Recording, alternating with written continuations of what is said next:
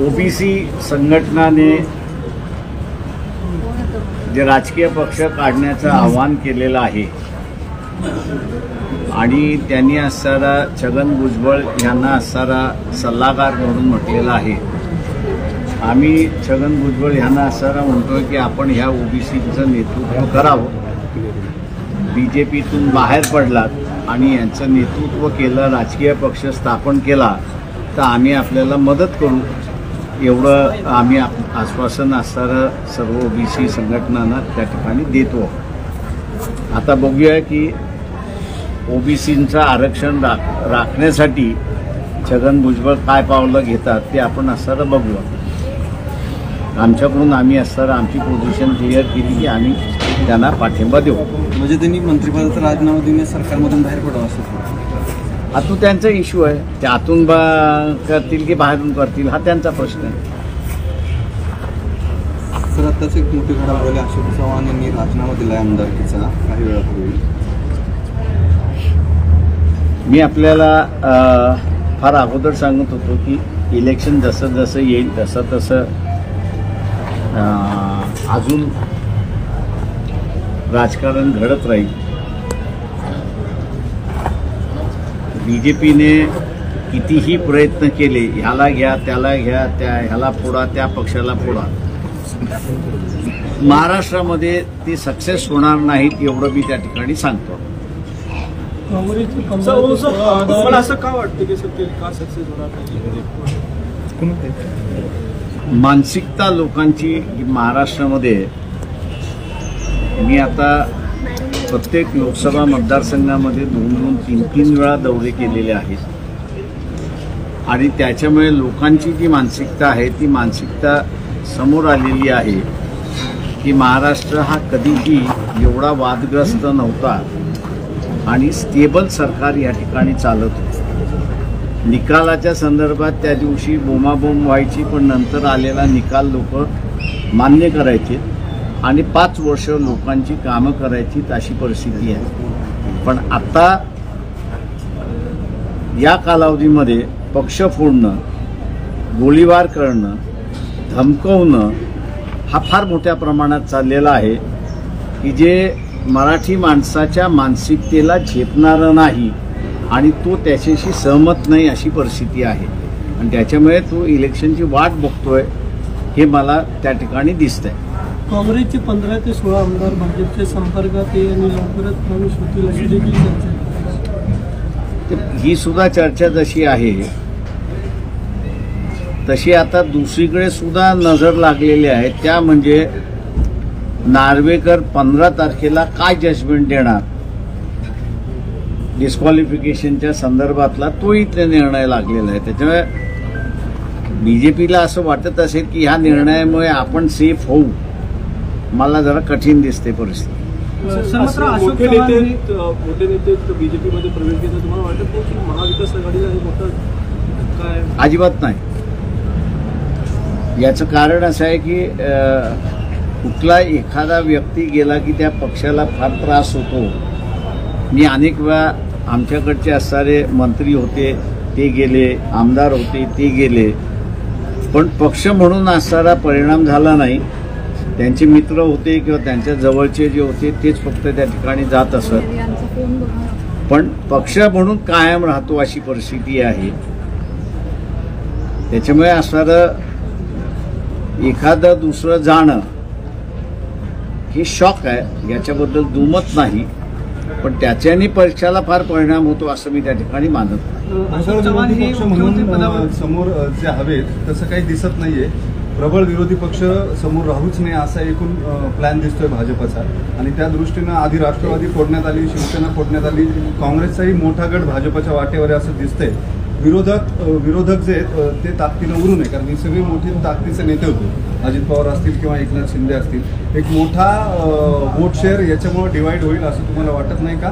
कारण ज्याचा परिणाम थेट निवडणुकांमध्ये होईल म्हणून ते मला असं वाटत नाहीये की वोट शेअरिंगवरती असणारा परिणाम होईल असं मला त्या ठिकाणी दिसतंय। मी असं म्हणेन की लोक हळूहळू त्यांची 70%, 75%, 60%, 75% लोकांनी आपलं मत तयार केलेलं आहे की कोणाला द्यायचं कोणाला द्यायचं नाही हे मला एकंदरीत त्या ठिकाणी दिसते. म्हणून मी असं म्हणतोय की त्यांना जे पाहिजे ते होईल असं मला वाटत नाहीये. बीजेपी अशोक चव्हाण मुख्यमंत्री पदावरती राहिलेले होते, काँग्रेसच्या महत्त्वाच्या पदावरती राहिले, आदर्श घोटाळ्यामध्ये सुद्धा त्यांचं नाव आलेलं होतं. मात्र आता ऐनवेळी त्यांनी विधानसभा सदस्यत्व पदाचा राजीनामा दिला आणि त्या पद्धतीने केंद्रीय यंत्रणांची चौकशी सुरू आहेत. याच्या मागे काही राजकारण आहे असं तुम्हाला वाटतं की अशोक चव्हाणांना हा निर्णय घ्यावा लागतो?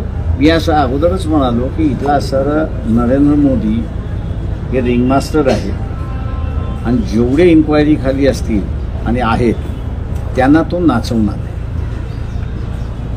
मग ते काँग्रेस पक्षामधले असतील, हायेस्ट असेल त्यांनाही तो नाचवणार, जो लोएस्ट असेल त्यालाही तुम्ही नाचवणार.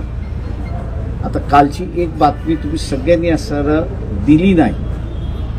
काल देशभरामध्ये 450 ठिकाणी धाडी घालण्यात आली. तो राजकीय नाहीये, तो नॉन राजकीय. आता ह्या धाडी टाकण्याच्या पाठीमागचं जे कारण आहे त्याचं सगळ्यात मोठं मी असं मानतोय की बीजेपीच्या पायाखालची वाळू घसरलेली आहे. ते कितीही म्हणत असतील की आम्ही 400+ क्रॉस करणार असं त्यांचं म्हणणं आहे, ते एका भीतीपोटी आहे. आणि दुसऱ्या बाजूला भीती निर्माण करण्यासाठी त्या सरळ राजकीय धाडी सुद्धा घालतात, म्हणजे राजकारणाच्या लोकांवरती सुद्धा धाडी घालतात आहे. आणि त्याच प्रमाणात ते सरळ नॉन राजकीय व्यापारी आहेत, ओपिनियन मेकर जे आहेत त्यांच्यावरती सुद्धा धाडी घालता येत आहेत अशी परिस्थिती आहे. काँग्रेस पक्षाची पडझड होताना तुम्ही आता एक त्यांचे महाविकास आघाडीतले सहकारी म्हणून तुमची काँग्रेसला कशी मदत होऊ शकते? आगामी लोकसभा निवडणुका तोंडावरती आहेत. रमेश चन्नीताला 2 दिवसापूर्वी मुंबईमध्ये आलेले होते, ते असं म्हटलं की तुमच्याशी सुद्धा सविस्तर त्यांचं बोलणं झालेलं आहे. काय नेमकं जागा वाटपाच्या नाही, माझं बोलणं कोणाशीच झालेलं नाही. का जे काही ठरलेलं आहे त्या प्रमाणात आराखडा आपण पहिल्यांदा तयार करू आणि त्याच्यानंतर बोलणी तयार करू. मला असं कळतंय की मागच्या 2 दिवसामध्ये काँग्रेस आणि शिवसेना यांच्यामधली असणारी बोलणी झालेली आहे, तर फार चांगली गोष्ट मी त्या ठिकाणी मानतो. त्यांचं काय ठरलंय ते अजून आम्हाला कळलेलं नाही, पण मी अपेक्षा असं धरून चाललेलो आहे की एकंदरीत परिस्थिती पाहता सीट शेअरिंगचा जो आहे तो हे अजून आयाराम गयाराम होण्याची शक्यता आहे. त्याच्यामुळे हे एकदा आयाराम गयाराम गेले की खऱ्या अर्थाने मग चर्चेला सुरुवात होईल असं मी त्या ठिकाणी मानतो. सर, निखिल वागळे यांना पुण्यातील रस्त्यावरती 4 ठिकाणी मारहाण करण्यात आली. भाजपच्या वतीने सगळी त्यांची गाडीची तोडफोड करण्यात आली होती. मी तेच म्हणतोय की बीजेपी हे भयग्रस्त झालेली आहे आणि ती भयग्रस्त झाल्यामुळे तिला असणारं भीतीचं वातावरण निर्माण करून भयग्रस्त लोकांना करून आपल्याला जिंकता येतं का, ही त्यांची असणारी स्ट्रॅटेजी आहे. आणि म्हणून सिलेक्टिव्हली त्यांनी असणारा अटॅक करायला सुरुवात केली. मी जसं म्हटलं राजकीय नेते आहेत त्यांच्यावरती धाडी, त्याच्यानंतर जे व्यापारी आपले ऐकत नाही त्यांच्यावरती धाडी, त्याच्यानंतर जे ओपिनियन मेकर्स आहेत त्यांच्यावरती असणाऱ्या धाडी सुरुवात झालेल्या आहेत. आम्ही सर्वसामान्य माणसाला विचारतोय की तुम्हाला हे अपेक्षित आहे का? धाडी घालण्याबद्दल कोणाचाही आक्षेप नाही, पण धाडी घातल्यानंतर तुम्ही एखादी तरी केस कोर्टात घेऊन गेलाय का आणि ती कन्व्हिक्शन केली आहे का याचं असणारं उत्तर द्यावं. अजूनही एकही केस ते कोर्टात घेऊन गेलेले नाहीत आणि त्यांनी कन्व्हिक्शन करून घेतलेलं नाही. त्याचाच अर्थ की हे जे धाडी जे आहेत हे धाडी एक भीती घालण्यासाठी वापरलेलं यंत्र असं त्या ठिकाणी आम्ही मानतो. सर, वरती तुम्ही क्रॉस सोडून आलात म्हणजे वरती काही हे झालंय का? तर मी क्रॉस सोडून आलो याचं कारण असणारं जे आहे सरकारी वकिलांच्या मार्फत सरकार दोषी आहे माझा आजही आरोप आहे, भीमा कोरेगावची रायट जी आहे ती पोलिसांनी घडवलेली रायट आहे. त्याच्याचबरोबर जी नावं त्यावेळेस घेतलेली आहेत त्यांनी घडवलेली आहेत. आणि आता कमिशनच्या समोर डायव्हर्ट करण्याचा भाग त्या ठिकाणी चाललेला आहे आणि ते माझ्या तोंडून वधवून घ्यायचं त्या ठिकाणी चाललं होतं. आणि म्हणून मी कमिशनला म्हटलं की मला जेवढी माहिती द्यायची होती तेवढी माहिती मी दिली, मी आता क्विट करतो. त्याच्यामुळे क्विट केले कमिशन. रिटर्न आर्ग्युमेंट काही तुम्ही सबमिट करणार आहात का? आपली रिटर्न आर्ग्युमेंट्स मी कधीच असं मी पहिल्यांदा ह्या कमिशन ज्यावेळेस ज्युडिशियल पॉवर्स या कमिशनला दिले नाहीत त्याच वेळेस मी असणारं ह्या कमिशन समोर उभं राहायचं नाही हे ठरवलं. परंतु कमिशननी ज्यावेळेस समन्स केला त्यावेळेस एक नागरिक म्हणून आपण असणारं उभं राहिलं पाहिजे. माझं ॲफिडेव्हिट मी असणारं दाखल केलं. मला जे म्हणायचं होतं मी ते त्या ठिकाणी मी मांडलेलं आहे. आणि दुर्दैवाने कमिशनकडे पॉवर्स नसल्यामुळे कमिशन हातबळ आहे त्या गोष्टी मागवायला.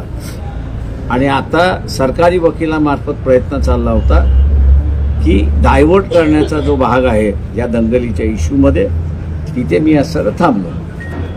सर, पुलवामा अटकला उद्या 3 वर्ष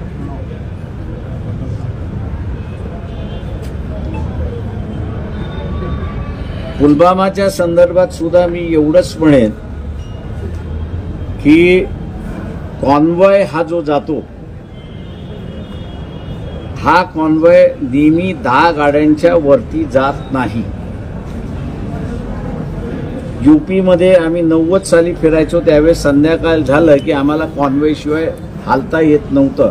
10 गाड्यांचा कॉन्वॉय त्या ठिकाणी असायचा.